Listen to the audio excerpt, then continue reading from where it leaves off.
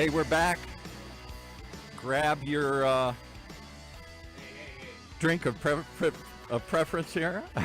Are you drinking early? Oh, I need to drink every time this show comes on here. I'm not ready. Too much happening. Too many things thrown at me here all at once. We're talking about the Raad life and the man who lives it, Raad Gantos. Are we actually live? Yeah. Oh, wow. On the air, Wow. baby. I can't hear myself. You can't? No. What would you like to hear? I can hear I'd you. like to hear my voice. Nah. Can I hear my voice? How about that? Oh, there you go. Better. Okay. Yeah. Jesus. I mean, after Jesus is here today? Huh? You brought Jesus here today? Take the wheel. you know, the Irish have started drinking early today.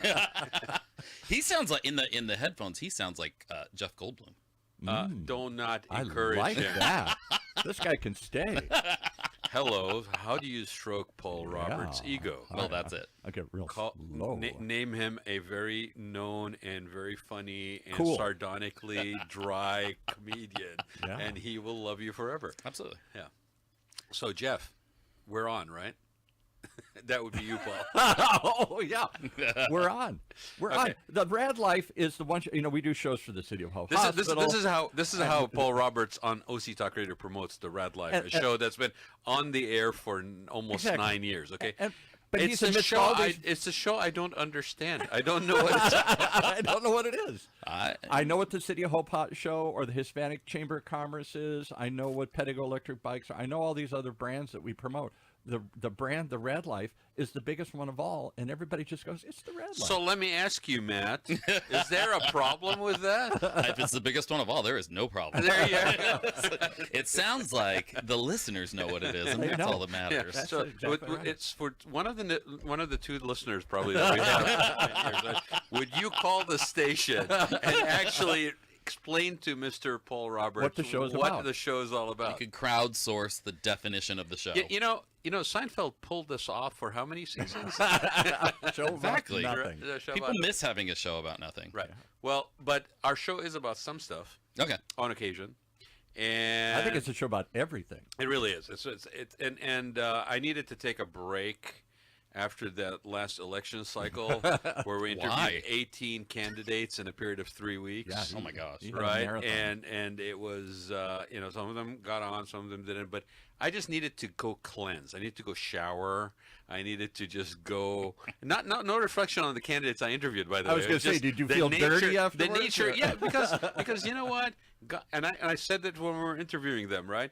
God bless them for wanting to jump into that pit. Really? Right? And I mean, when we were Some of them. well, I mean, you know what, Matt? You know what, Matt? Anybody, I don't care which side of the fence it is, what ideological position, whatever it is, if they're willing to put themselves through that, Yeah. A lot of crap. you know, Oh, yeah. I mean, when we would say, well, why are you running? Paul would say, the only thing I would do is run away from office, not Yeah. run for office. I don't know right? why anybody would run towards that. You put And- yourself through such a... But I do want to thank everybody that did come on, and we will do it again next 2 years, I guess, from now. We'll do the same thing we've been doing every election cycle. But I really want to thank everybody for being on, and I just needed a break after that. And so we are back, and we're going to change direction a little bit, and we're going to talk about good. we were talking about bad before. Now we're talking about good. We're going to talk about good things, right? Nice. Right? Nice transition, I think, right? And my guest today is Mr. Matt Barnes. Hi. Hi, Matt. How you doing? Glad you could make it. I'm glad I could make it too, You know, since I got the wrong address. I was at the other Beale building, and But this is how no the parking. how's the sausage is made. This is live. This Yeah. is Oh, yeah. exactly what happens, right? Yeah. And no, I wouldn't do it any other way because why the hell would I miss out on this stuff, right? But He got into some secret part of the building, too. You normally have to have a you special did, Hey, password. UCI, your security on the second floor of the building. Security. I've been rewatching Alias, so I've got all the intel, the spy. Did you work. use the little scotch tape to take off the Yep, finger? yep. Did the Wow. fingerprint thing and fake retina. I pulled out somebody's eyeball on Well, the way explain out. to me. We're in the... So that would explain how you might be a creative guy somehow, right? A little bit. A little bit of a creative guy. Yeah, yeah, Okay, so we got a couple of things to talk about. Yeah. First of all, I want to talk about Rogue yeah. because I don't know if it's Stroke United or Rogue Right. Creatives Yeah. or Yeah. Rogue Collaborative. Right? Yeah. So why don't you give a little bit of background, Matt? How did you find yourself in this rogue position? Oh my gosh. He's a rogue? Yeah, he's another rogue, yes. We only have rogues on this show. Yeah, so Rogue United's kind of the overall umbrella, and that's how we try to make sense of these things. An interesting the combination of words, right? Yes. I am rogue united with other rogues. Exactly. Really, it's the idea behind just even the name and the concept of any of the projects I'm working on. I'm really drawn toward seeing how we can bring people together, use community, use people to go. Like for me, my favorite thing is going like, okay, what's the Venn diagram? What are the things that I have and resources and experiences, expertise? Yeah. And where's the sweet spot there of stuff that I could do this, and then when you do that with other people, it's even cooler because then you start really right. Getting That's where the sweet spot fun. That's where the fun is, right? Yeah. So that's kind of been the overall impetus for everything I'm doing. So I've got Rogue Creatives, which is my creative agency, really looking at how can we help people stand out in this crazy crowded marketplace. People who are out there trying to do good in the world, like use what they have to contribute to the world in some way. So what's the business sector that you are in? Let's just make it clear for some people when you say that. Like you're not out there just helping people. Like in what capacity are you helping people? So Rogue Creative is a creative agency. We do branding, websites, video, all the full thing. Okay. We work mostly. We've sort of, because I think for us it's really about finding people who are using what they have to contribute to the world and get those stories out there. We've ended up working a lot with nonprofits and become sort of experts in how to tell those stories, bring people in. Orange County is a very nonprofit crowded space, and so helping Aren't people. Aren't there 3,000 or 4,000 nonprofits? Yeah, it's crazy. Somebody told me, I don't know if this is true. I don't know if there's a resource that you can use to search information easily and find out facts about. I don't know, something. They should invent that. Yeah, there was a big list. This issue of the Orange County Business Journal. Yeah, I think there is every time. No, I was joking. We've got. I should just Google this. Yeah. But people have told me that Orange County has more nonprofits per square mile than any other county in the country. Either way, there's a lot, and helping all fishing in the same ponds for funding. And it is, and there's this misconception that it's like, oh, we've got, there's a scarcity mindset, and hello, it's Orange County. There's an abundance here, so there is room for everyone, but how do you not just blend in and from everybody else? So helping people to really like connect with the right people, because I think. Nonprofit. I could go off on a million tangents. My ADD kicks in when I get on this stuff. But you're in good company. You're a perfect guest for the Raad Life. The word linear is a 4-letter word. See if you can follow this. No, but I think we as a culture look at nonprofits as salespeople always asking us for money instead of going like, hey, I'm passionate about this thing. Right. There are these experts out there. Right.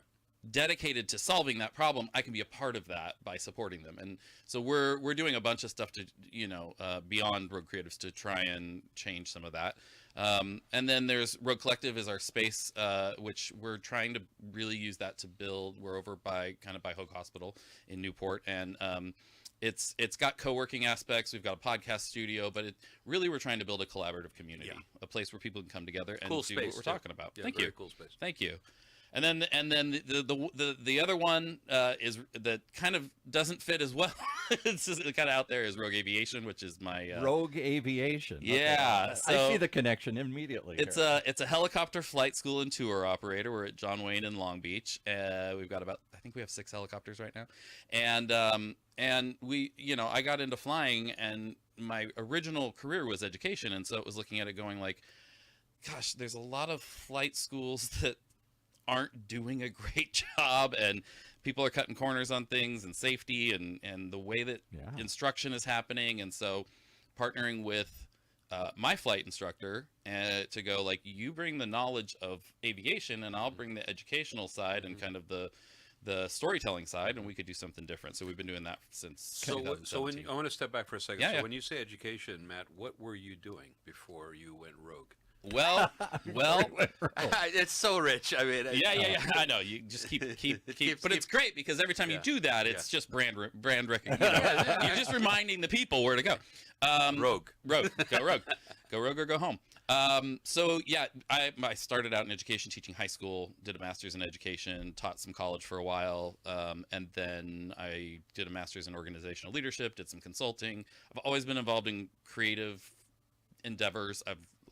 That's kind of always been my thing, and so I worked for a publishing company for a while.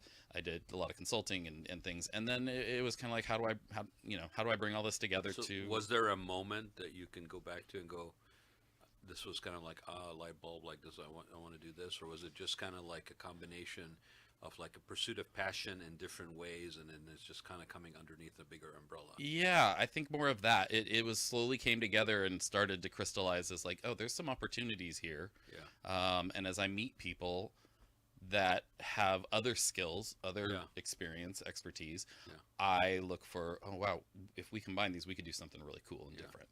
And in the end, it can help people. Right.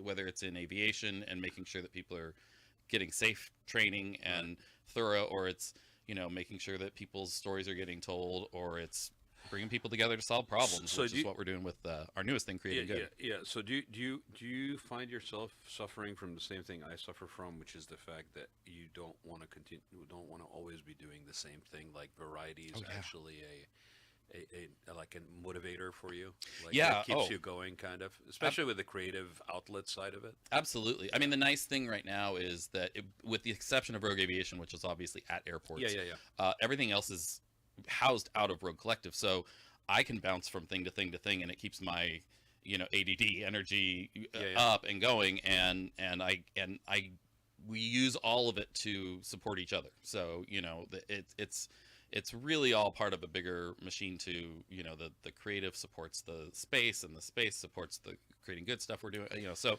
it's that makes it fun for me. Yeah, and I totally get it. I mean, the reason I ask is because it's not a lot of people that you encounter that have that where it's channeled. Yeah. Sometimes it tends to be frustrating. Oh, but, yeah. but when you put yourself in a situation like that, especially I tell people, like, creativity sometimes is not like, yes, as you get more seasoned, you deliver on a 9 to 5 timeline and a deliverable time schedule. Sure. But some of your best stuff actually happens when it happens.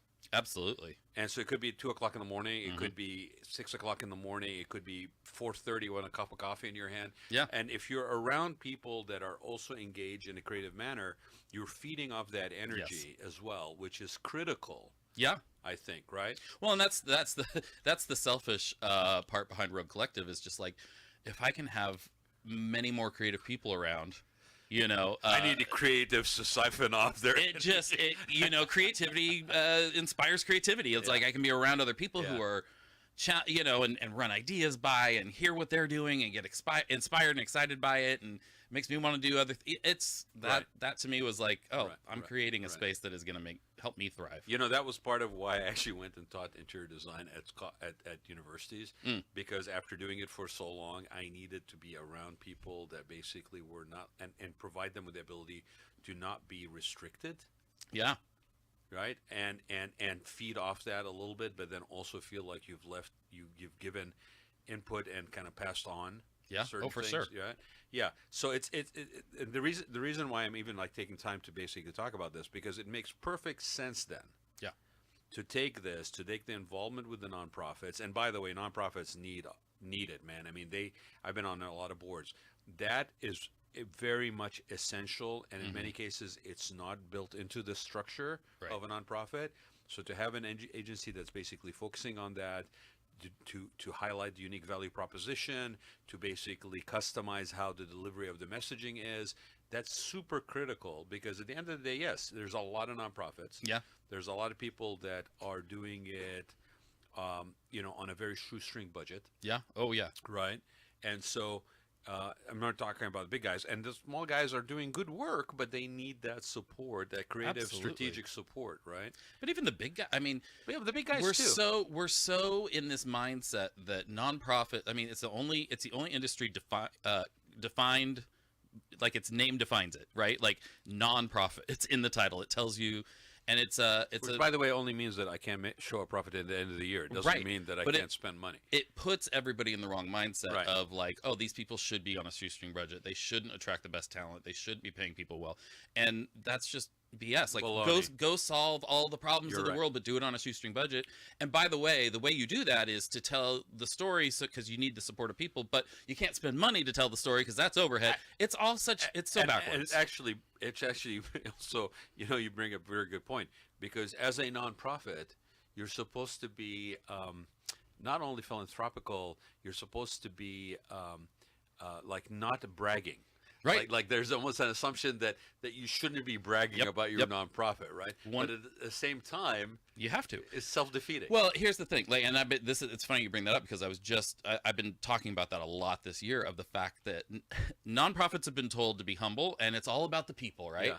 But the reality is they need to be seen as the experts in the areas that they're going, so that people trust them with their resources. They want to invest in them, become a part of that story. People don't invest in Apple because of iPhone users. They invest in Apple because Apple is developing and innovating and figuring out what people need and developing the iPhone or Success whatever has else many it is. fathers, and failure is an orphan. Yes, and so we need, whether it's, UNICEF, I mean, big ones, or Right, even right, little, right. like, these are people out there solving these problems. We need to see them as the experts, and they need to be okay saying, like, no, that's what we're doing. We're solving these problems, and you can invest in us, become part of our story. And with nonprofits, you can, when you support them, you become a part of it more in a way that you don't with a for-profit. Well, and the nature of the delivery. I mean, I'm not going to say where I was exactly, but I was on a board. I was at a board meeting for a entity I'm involved in, that I'm proud of being involved in. But the thing about it is that the nature of the delivery on what our mission is changes. Yeah. Like, especially after COVID, Yep. like, and with AI and with development of technology and with speed of life and all of this stuff, and the nature of fundraising, the nature of small donations versus large endowments. Yep. Like, all of this stuff changes. So you need to be able to be savvy and sophisticated enough, or at least have that in your toolbox, Yeah. in order to be able to survive as a nonprofit that has a good mission and a good cause. Yes. And so, hats off to you for basically recognizing that. How long have you been doing that focus with Rogue? Is it right from day one? Yeah, pretty much. I mean, for the last, it wasn't the intent necessarily. We sort of just ended up there because it's, I've worked with so many nonprofits, so many people on my team have. We have backgrounds in that, and we just kept attracting. Like, we never sat out and go, like, okay, we're going to start this creative agency and we're going to target nonprofits. But it's just sort of happened, and it's been great, and leaned into it and kind of went with it. But I think what you're saying is so, like, that's true for nonprofits, for profits. Sure. It doesn't matter. Like, the world is changing. Yeah. You can either be, blockbuster and focus on the what and the where and the how, and then suddenly that's irrelevant and you're out of business, or you stay focused on your why.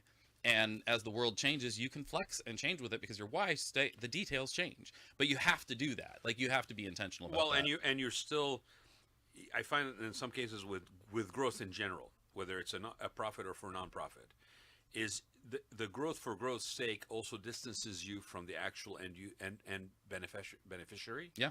And the further away you get, the harder it becomes to actually make that tug at the heart level with people to support your mission. Yes. Like, you got to keep yourself connected to what it is that's your core mission. Absolutely. 100%. Yeah. 100%. Yeah. So where did the name come from? Who picked the name? Rogue was my dog. Oh, She was my French bulldog. okay. And she, honestly though, she was the dog that won people. Like, people would come over and there would always be one person who's like, oh, I'm not really a dog person. And by the time they leave, she just would win them over. And by the time they leave, they'd be like, okay, I don't like dogs, but I like that dog. And that attitude, that kind of experience, like, I'm like, that's what I want to bring people together in a way where it's like, okay, like, we can make we can make people feel comfortable. We can make this work and foster that kind of community. Why do you call your dog Rogue? I'm a huge nerd. And she was black with a white stripe down her chest. And so we went Rogue, like from X-Men. From X-Men. Yeah. Yeah. Okay. So see why I have him as a guest? Also, I'm a big Star Wars fan, Yes. so I have 5 Hey, kids. are you watching Skeleton Crew? I haven't started yet because I want to watch it with my kids. It's actually pretty good. It looks fantastic. I'm really excited about All it. I can say is he fits perfectly into the show. I don't know what the show's He's about. like another. He's like another brother from another mother. So right? I have 2 sets of twins. My 7-year-old twins, their middle names are Kobayashi and Maru, Yeah. which is from Star Trek. Yes, absolutely. And my second set of Wait, twins. wait. You named your kids Kobayashi and Their middle Maru? names. Oh, okay. Their middle names, yeah. McCoy Kobayashi and Violet Maru. Uh-uh. Which then- is usually used together, by the way, in Star Trek. Right, Because so it it's- refers to a James T. Kirk situation. That's right. And you go watch it, and then you'll know what. Yep. Yeah. And then my second set of twins, Poppy and Wells, their middle names are Sky and Walker. Oh, there you go. And then our 5th kid is by himself, so his middle name, of course, had to be Solo. So Perfect. Perfect. No lack of creative energy right here. Right? Wow. No, that's great. Yeah. Now you know why it's called Rogue. there it is. There you go. I mean, even X-Men got in there. I know. A little bit of everything, a little right? Star Wars, but a little bit of X-Men. That's awesome, man. Okay, so with that, how long have you had Rogue, or you've been operating as Rogue? 2016. Okay. Yeah. All So right. almost 10 years. Coming on 10 years. Yeah. All right. So let's shift gears for a second. Yeah. Okay. And by the way, you really need to go check out this, Matt's space. It really is a cool space. It's in that part of Newport Beach, Costa Mesa, that's really gets lost in the shuffle. Mm-hmm. People don't go down there. I happened to go down there because I had a couple of people that did stainless steel work for me, that did stainless steel work on both on Ohm Street near there. Yeah, right down the street, yeah. Right. And there's a company that does shaving products for men's and like different kind of brushes, hair brushes and stuff like that. And Didn't know that. down by you. Actually, that might be an interesting one for you. Yeah. Yeah. Yeah. And straight razors and all that barber Yeah. stuff. Okay, men's grooming, but it's a cool space, and Yeah. you should go check it out. Tell them I sent you, and when they basically close the door in your face, then don't call me. But No, yeah. Rogue Collective's the space, and it's cool. It's membership based, but it's very, our general membership is $99 a month, and you can become 9 to 5 every day. We've got a podcast studio, photo. it's a really cool space It's- if you're looking for a place like. If you're working remote or you're working for yourself, it is really one of the coolest spaces that I've been in. Thanks. Yeah, absolutely. And you invited me. Mhm. Was it a month ago now? I think so. Yeah, about a month ago. Because you had this wild hair in October, right? I hadn't heard it described that way, but yes, that'll do it. That'll do Because it. you didn't really have enough on your plate, Right. right? Yeah. And you needed to find some other outlet. Yeah. And it makes sense as a natural extension from your involvement for the last 10 right. years. But why don't we talk about creating good? Yeah. So, like I said, with Rogue Creatives, we've worked so much with nonprofits. Yeah. And one of the things there that, as I talk to our clients over the years, I want a resource. If I can help more, if we can bring people together. And so realizing how often I would talk to our nonprofit clients or just friends in that space, and they would be like, oh, we're dealing with this thing and nobody understands that. And I'm like, no, every person I talk to is dealing with that same. You guys need to get in the same room. Yeah. And they go to these events and they meet the other people sometimes, but it's very, they listen to a speaker and they clap and then they take pictures and then they leave.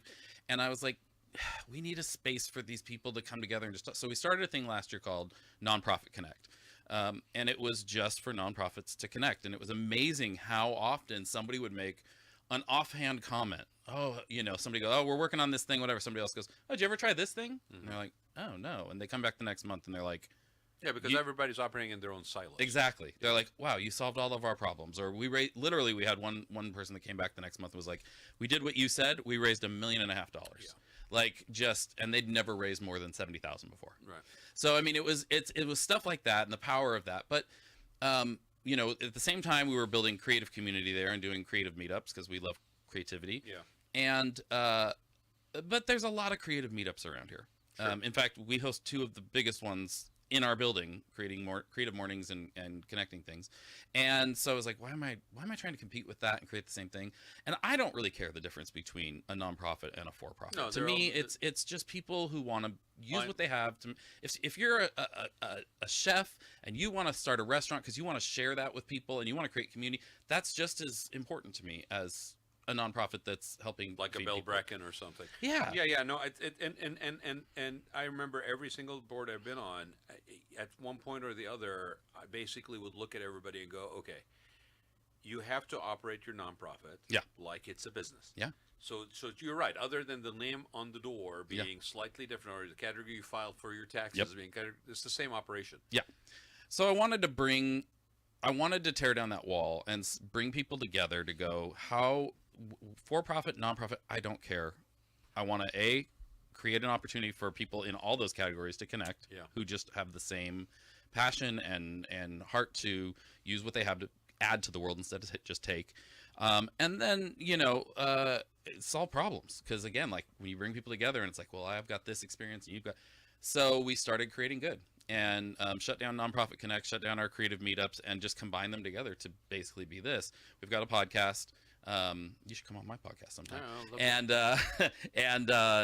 Creating Good with Matt Barnes has been going for a while. It started out as Nonprofit Connect, and we interviewed nonprofit people. Now we're kind of expanding that. But these meetups are so cool because it's we bring in a speaker, we pick a topic, but it is also we get in groups and we brainstorm ideas to solve problems. And we've set up the Creating Good Foundation as sort of a place where if and when we have these projects that come out of this, whether it's the podcast, the meetups, whatever, and it fits, we can be the incubator for that project. And we've got one we're working on that we're going to announce next month where we're going to be doing some stuff with kids and some of the local schools we're really excited about, and helping them in the way that they see nonprofits and kind of training that, which is really fun.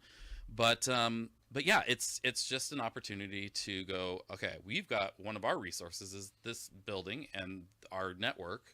Let's facilitate this. Let's see what good we can do. You're activating the infrastructure that you have and the tools in your toolkit.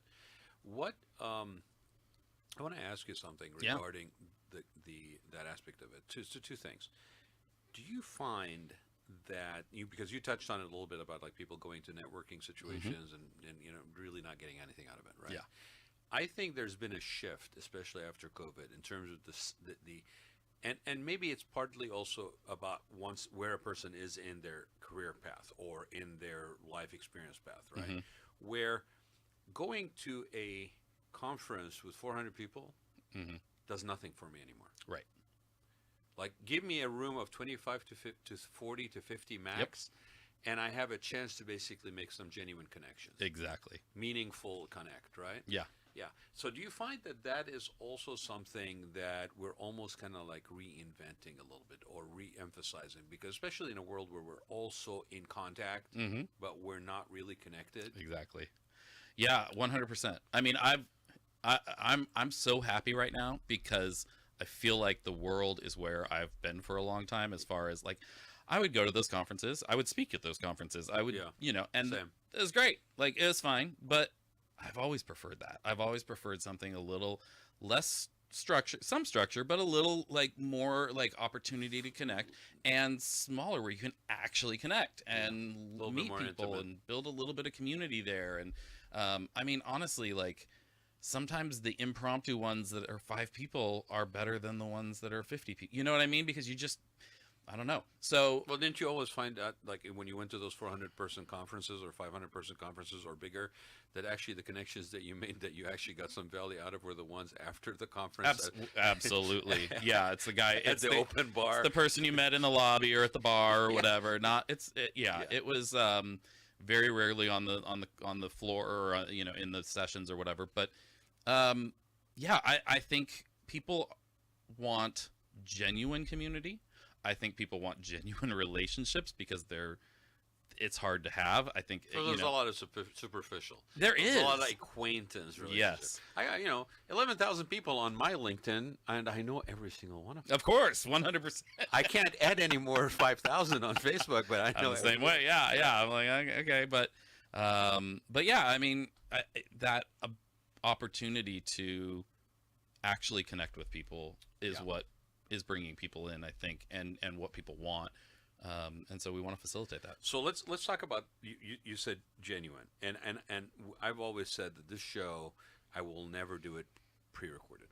Yeah, I will always do it live. Yes. Because I want that authentic in real time exchange. I want you to say something to me, and I go, "Oh, that's an interesting rabbit hole. Let's go down that one for a bit," right?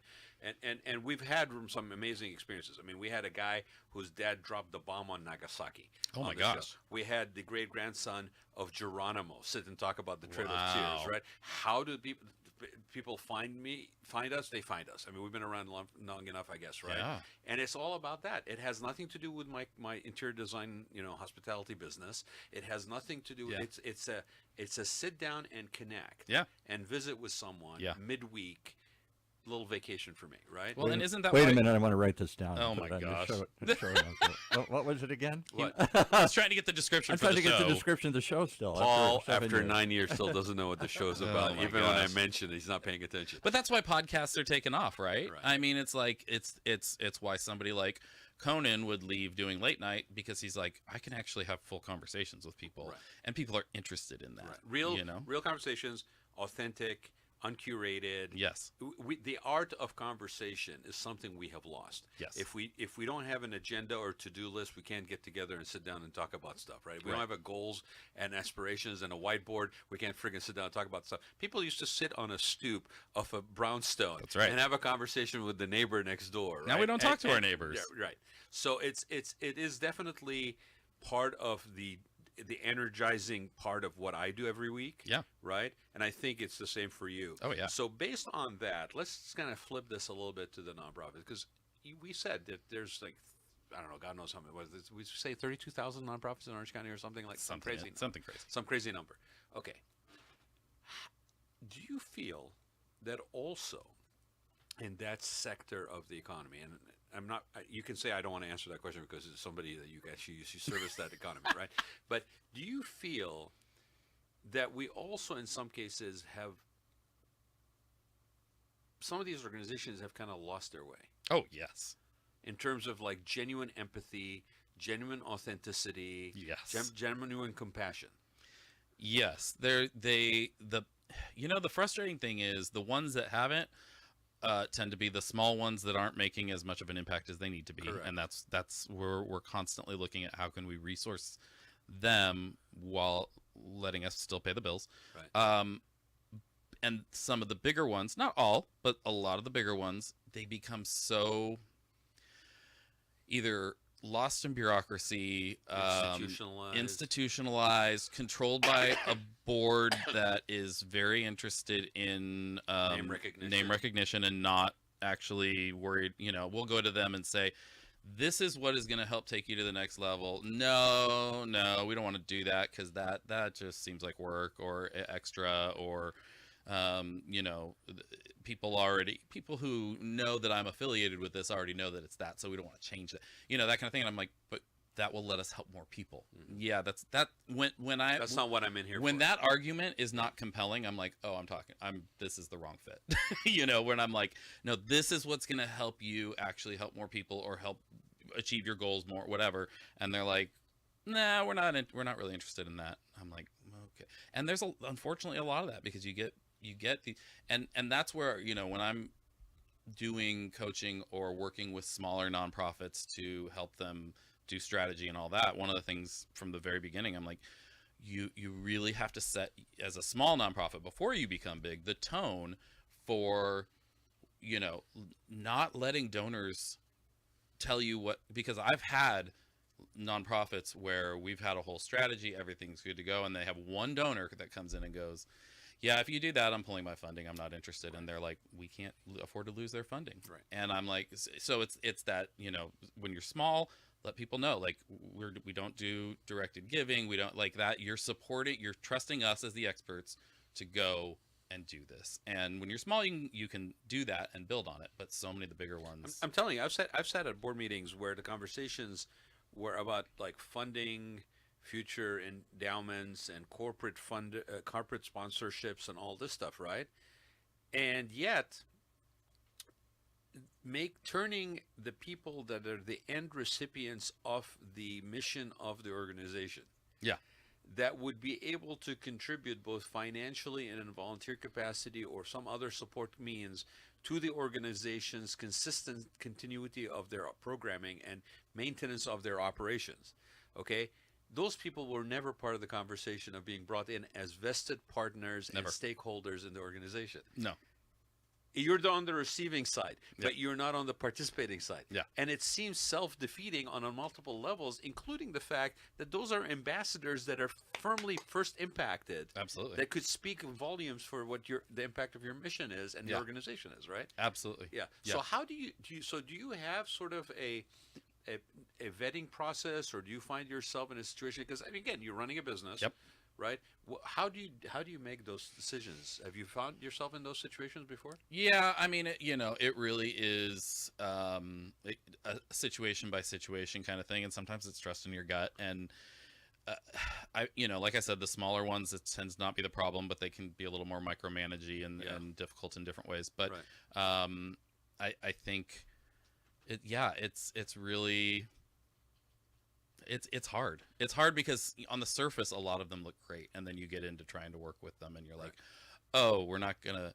See, I think the biggest thing is for me at least, I'm Road Creatives, the creative side. We do creative strategy. Like we're not a production house. Right. We're not a hey, you come to us and say this is exactly what we want designed, do it. Like Right. hire an intern to do that. Hire So you might be a good fit, freelancer. or they may not be a good fit. Yeah, and sometimes when I realize that that's what they want to treat us as, then I'm and sometimes they pay us really well to do it, especially some of the bigger ones, and I'll eventually just kind of phase out because I'm like, it's not fun. You're kind of losing your soul and your drive if you continue Yeah, because I want to do strategy, and when I go especially when I see there's a clear path to how to do this to make it more effective, and they're going, it's the classic thing of somebody comes to us and goes, we need a Facebook campaign for this.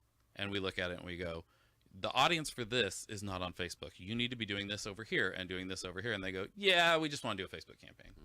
I'm like, what? So you're wasting money and time, and just so that you can show your board that you did something. I don't understand that mindset, and we get that, we run into that quite a bit. Okay, cool. That's awesome. So let's talk a little bit more about what you have planned for Creating Good. Like you just launched it. Yep. In November, or October actually. Mm-hmm. You had a little gathering at your place in November, and you kind of like brought it out, right? Mm-hmm. And, hey, there's the new baby. Yeah.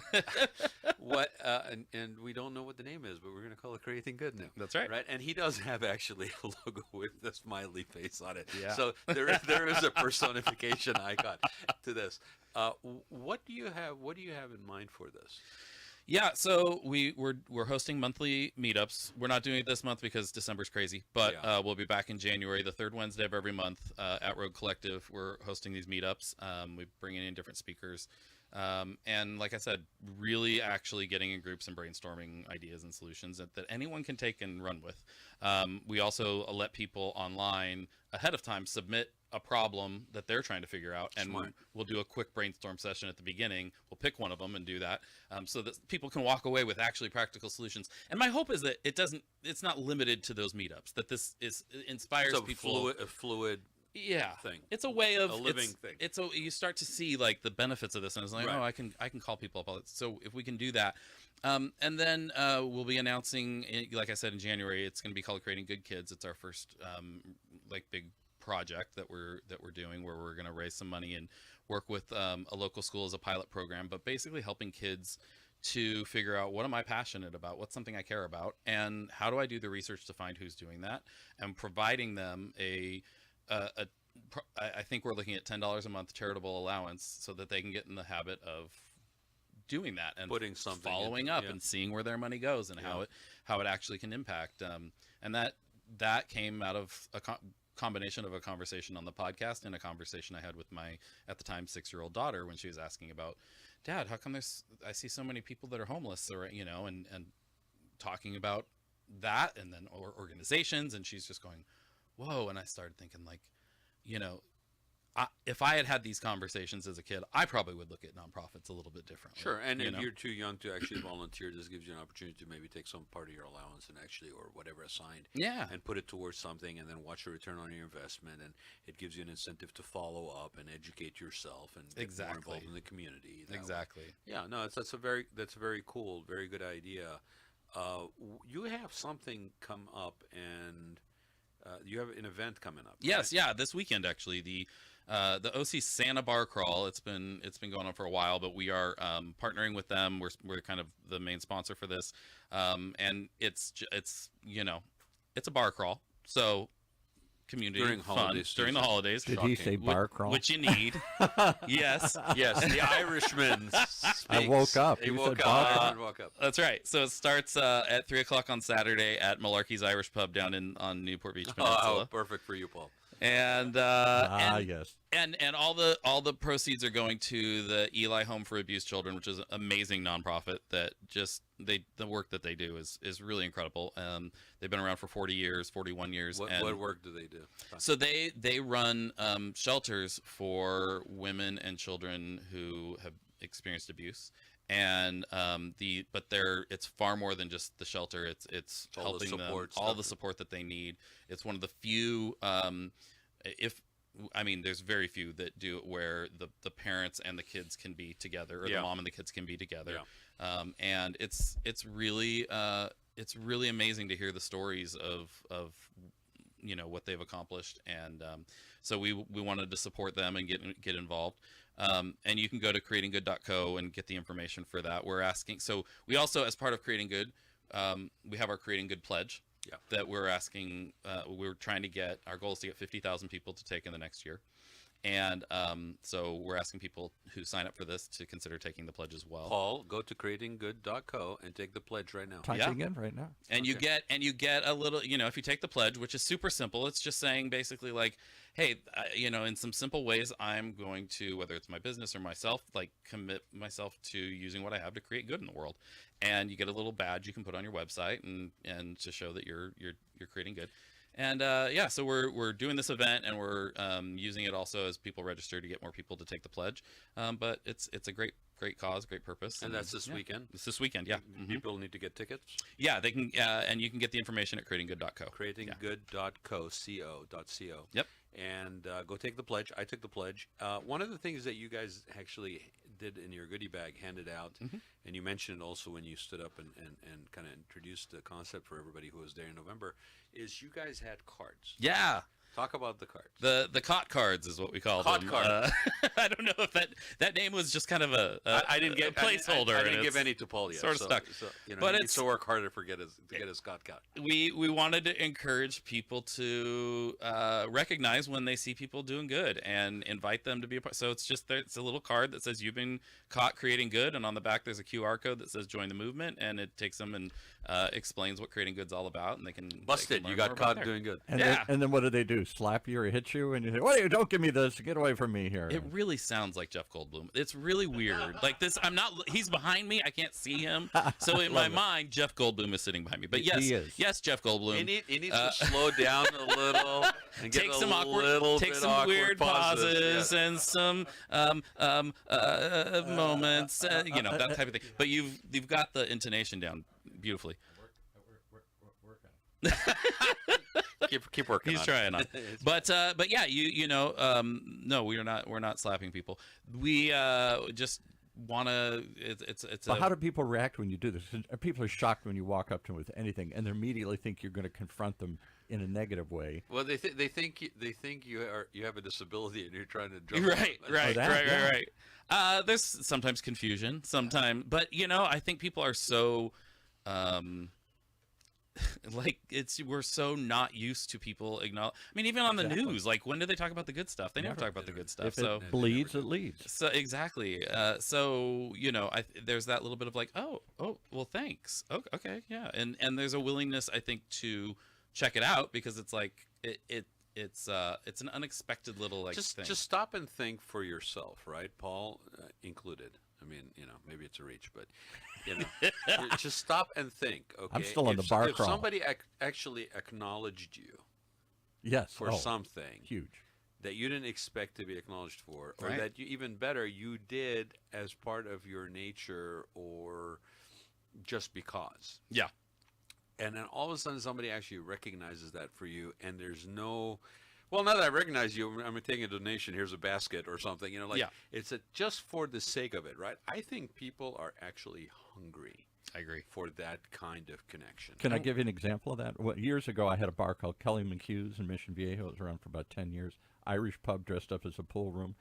And we used to see that all the time. People would come in, all ages, particularly older people, and any recognition. You remember the name. So we created a thing called the Hall of Foam. And if you tried all of our 50 beers, you got your name on the Hall of Foam. Silly little trick to get you to try all 50 different beers we had. But it worked. people would have parties. They would cry. They'd bring their friends because somebody recognized. And then they'd walk in and say, "That's my name on the wall there." Oh yeah. At our old location, our old office, it was a lot smaller than what we got now with Road Collective, but we would do events and parties there, and that kind of thing, so on a smaller scale.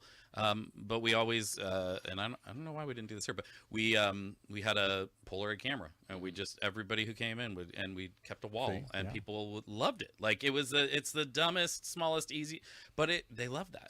Like they come back and show, oh, that was when I was here that time, and connection. Yeah, People, I mean, just if you're even walking your dog in the morning, okay, yeah, just notice who says good morning, yep, and who doesn't say good morning. That's right. Right? And if you're walking your dog in the morning, you're half asleep, you're sipping on your coffee, making sure that you're not tripping on your leash, and you basically have somebody say good morning, it changes your whole day. It really does.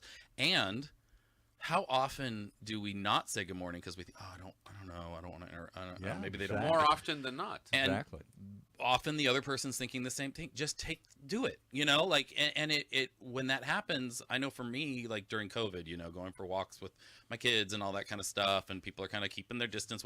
And I'll like somebody, one of the first days, and I'm, everybody's in a weird headspace. Somebody said hi, and I thought, oh yeah, good morning, hi, and it made me go, oh, I need to make sure to do that, and you just don't know how those small things can trickle down and affect the next person, and then the next person, and the next person. Like little things. It's going back to the creating good kids thing. Like it's $10 a month. But those little, they add up, and they can make a huge difference. I mean, it's not even a price of a Starbucks. Right. Jesus Christ. Right. Right. And then what is the ripple effect, ramification, and the long-lasting positive impact that you're embedding into that child? Exactly. That legacy that you're actually seeding. Well, they're learning now, okay, $10 a month, and I can do this, and I can be a part of that.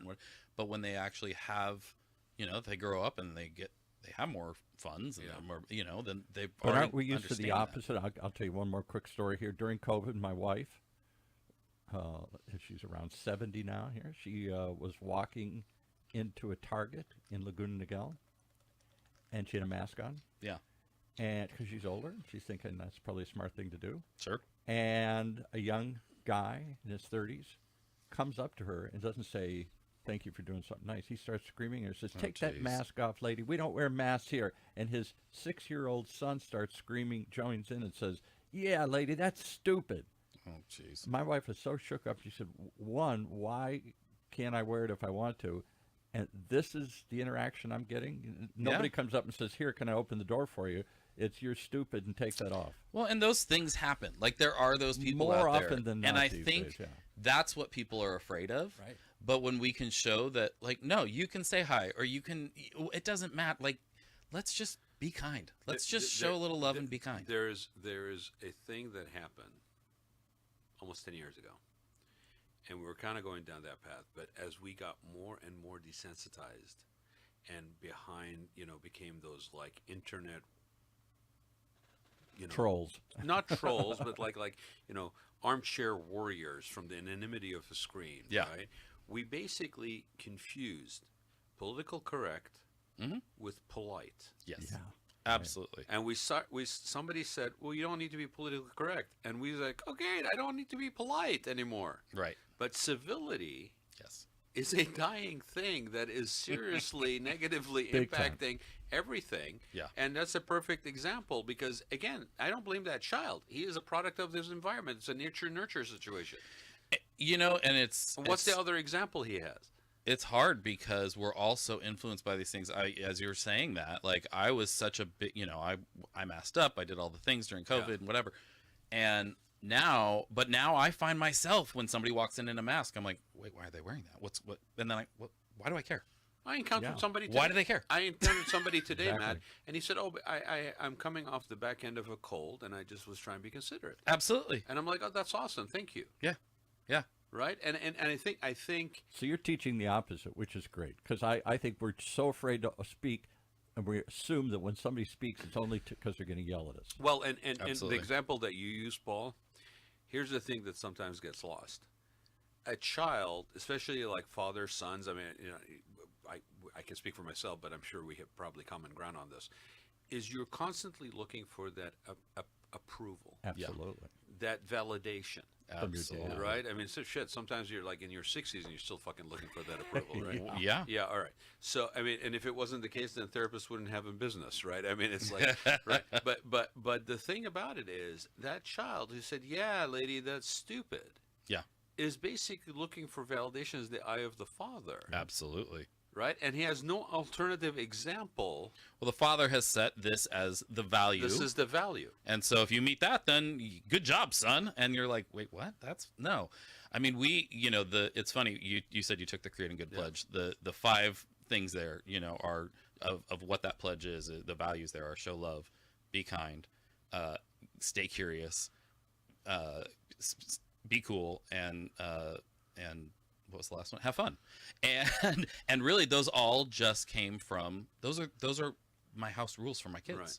Because I mean, those are really anarchist principles, right? right, so Yeah. crazy. So But crazy. it's really about like when my wife and I started having kids, and we waited till a little later in life. Like we had our first kid, the first kids when we were 39, and but we had the chance to watch a lot of friends have kids, and we go like, yeah, we could make all these house rules and but it boils down to these things. And if we focus on those, that takes care of these, and we help. So when there's a fight, the first thing is like, well, was that showing love? Was that being kind? And it always fits back to those, and it's helping to get that framework, right? Those are the values to uphold. Right. And they're simple ones. They're, I mean, not always simple to live out, but they're simple to understand when you start to see how they play So out. I in all gotta those ways. ask you something as a parent. I don't have my own kids, but as a parent, Yeah. I'm curious about this. You're obviously very creative in your thinking, regardless where that outlet of creativity is. Yeah. You're also very kind of curious by nature and probably a long-term life learner. Yes. All right. And you're constantly kind of inquisitive and curious, probably, right? Uh-huh. Okay.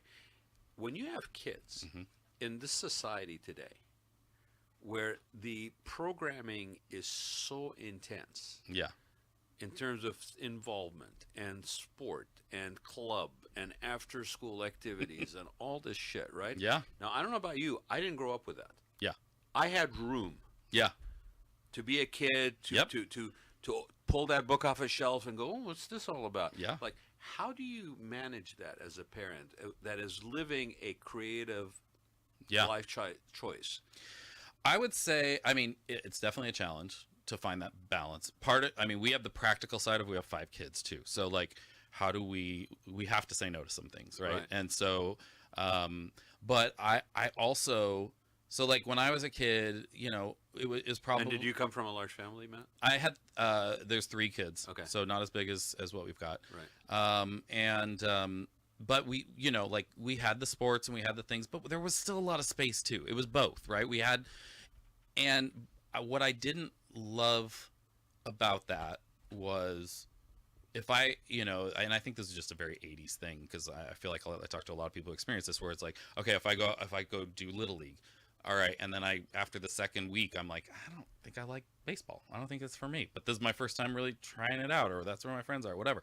It's like, well, you committed to this season. So we've really like encouraged and helped our kids try things, without committing, because I think that's a huge difference. Like, and for me, I've tried to really flip it to where I'm so excited to, with each of them, help them figure out who they are and what they want to be about and what they like, and create that space for them to try something and go, no, that's not it, and let's try this. And maybe come back to that, because we've had that where it's like, no, that's not it, and they go do something else. They come back and they go, but I did like that about that. Maybe I should try it again. Okay, great, let's do it. And it's more work in a lot of ways, but it's so fun, and it's so fun to have those conversations and figure out what are you interested in. And, Well, the joy of exploration is there. yeah, right? it's that curiosity, you know, like the way I'm creative and curious about other people and other things. Like I more than anything, I'm curious about my kids. Like, Right. who are these little people that I've created, and how can I just create an environment where they can Somebody tweeted in and they're curious how to reach you. how to reach me. Yeah. I'm Matt from Rogue. Well, hold on a second. Who is it? Because we want to make Oh, sure. yeah. Screen it. Screen it. Check it out. No, anywhere online, I'm Matt from Rogue. That's my handle on Instagram, Facebook, LinkedIn, Yeah. whatever. And then you can email me, matt@rogueunited.com. Yeah, Good stuff. there you go. Yeah. And I appreciate that. I mean, I was just always curious because for me, the activity and the constant curiosity and all that stuff really only ferments correctly if you have a little space. Absolutely. Well, and what's the motivate? Like, my mom, and this is not a criticism of my mom. Like, she did a great job, but like, put me in piano lessons when I was 6. Yeah. And as a 6-year-old, I go, well, why am I doing this? Yeah. And she goes, well, because I wish I always had. Not compelling for a 6-year-old. So I did piano for 4 years. Yeah. I can't play anything now. Now I wish I knew how to play. But I loved music. I guarantee you, if she had just approached it from, hey, you know that music you love? You could learn to play that and make it yourself. Yeah. I would have been like, what? Yeah. I want in. But I never once in the 4 years I was in piano thought of it that way. I Right. thought of it as, I'm doing it because mom said. Yeah. It was a task. It was a chore. It's all about the framing and how I can frame things for my kids, you know, instead of like, oh, let's join this thing that you're committed to for 6 months. Let's go to the Y and you can play soccer for a couple weeks and see if you like it. And if you like it, we could do more. If not, let's try something else. And I don't know, like it's fun exploration. They're all doing art classes right now because they all are interested in that. And I know one of them will continue to do that and the others might not. And that's great. Like, Right. what do you want to do? Well, there you go, ladies and gentlemen. There you have it, Mr. Matt Barnes from Rogue Creative. Yeah. Europe United. Rogue Aviation. Yeah, Rogue. Yeah. If you go to rogueunited.com, they're all there. You can They're all see there. everything that's going Yeah. on. So, whether you take the helicopter or not, raise your awareness by basically just checking out the website. And then definitely check out creatinggood.co and take the pledge. It was really fun, man. Yeah, this Having has you. been great. This is Yeah. really fun. And I've never heard him this quiet, by the way. I'm Oh, he taking notes. usually talks more. Oh, my Taking God, notes. yeah. I was like, Jeff keeps chiming in back there. From here on, known as Jeff. Yeah. You know, Exactly. by the way, you know who was Jeff, right?